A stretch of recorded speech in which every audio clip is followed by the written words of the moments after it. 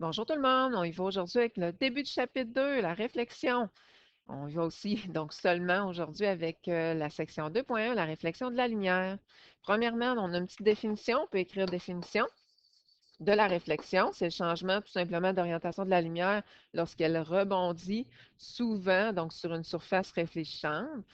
On a en tête là, souvent que la surface réfléchissante, ben, ça sera un miroir, fait qu'on va travailler beaucoup avec les miroirs.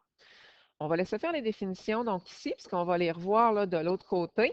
On va s'attarder sur cette page-là aux deux lois de la réflexion.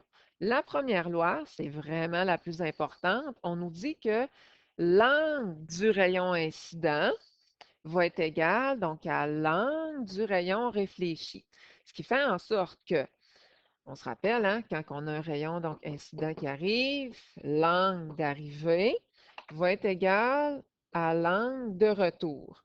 On peut observer, pour notre rayon réfléchi, on peut observer ça, pas uniquement donc avec les miroirs, mais aussi lorsqu'on joue au pool, sur une table de pool, lorsqu'on envoie une puck de hockey donc sur le côté de la bande, puis que ça rebondit, ou une balle de tennis. Donc, on peut observer ce phénomène-là.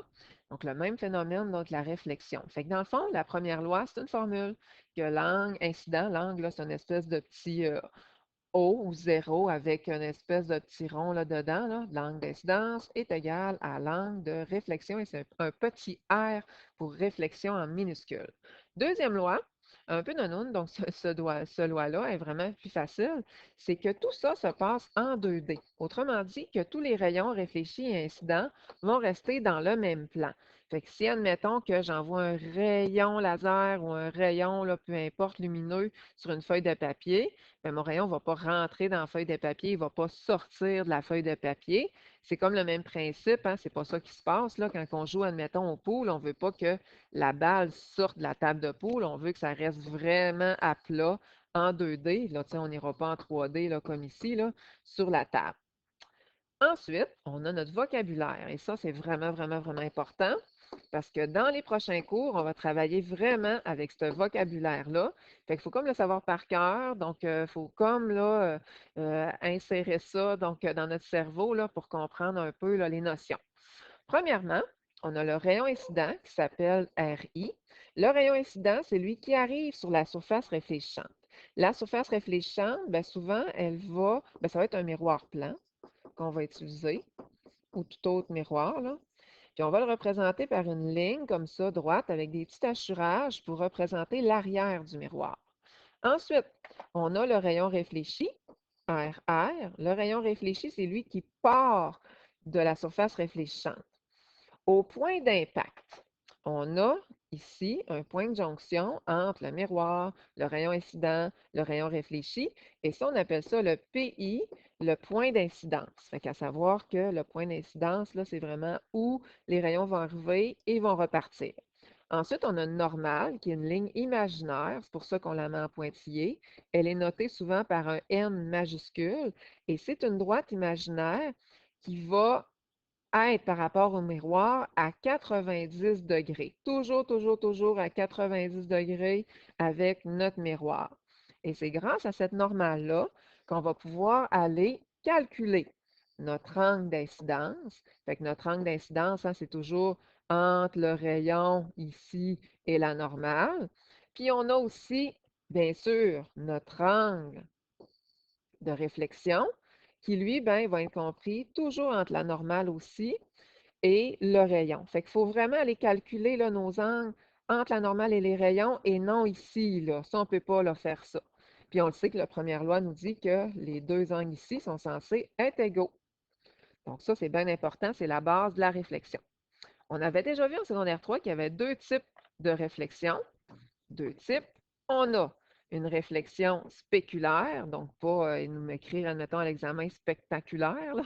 Donc, une réflexion spectaculaire, c'est quand ma surface de réflexion, elle est vraiment plane, super, super lisse, bien, ça me donne une image là, qui est nette.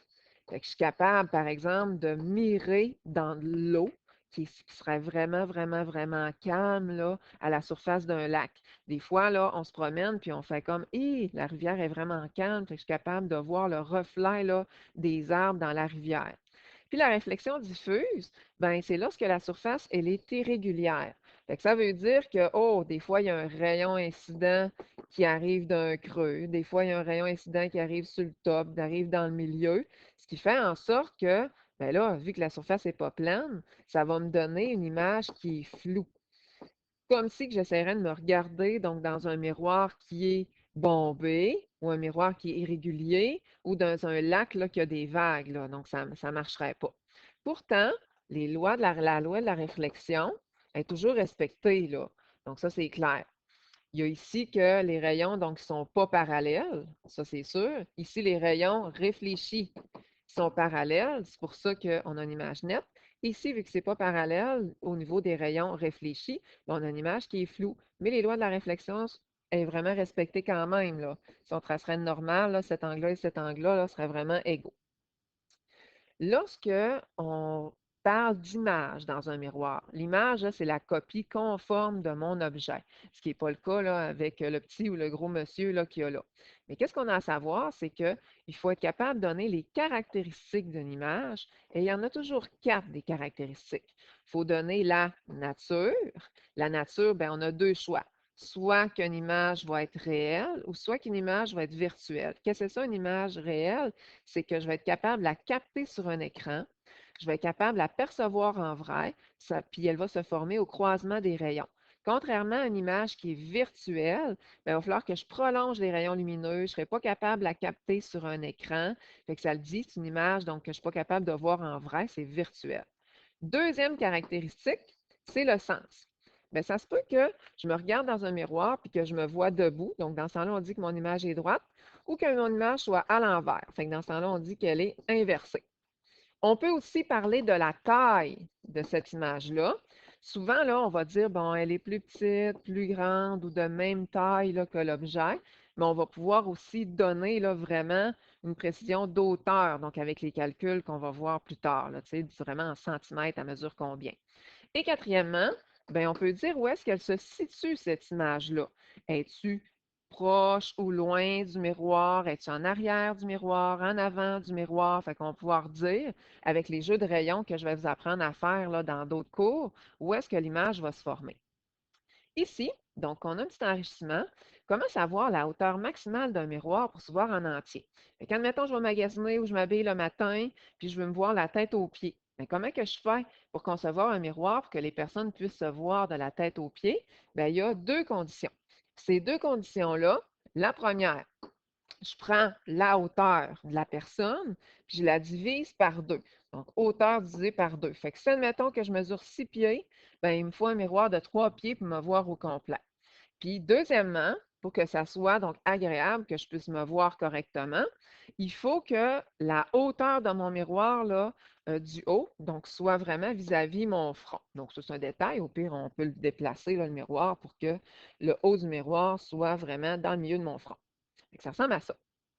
On va se revoir pour la section donc 2.2 dans une prochaine capsule. Merci, bonjour.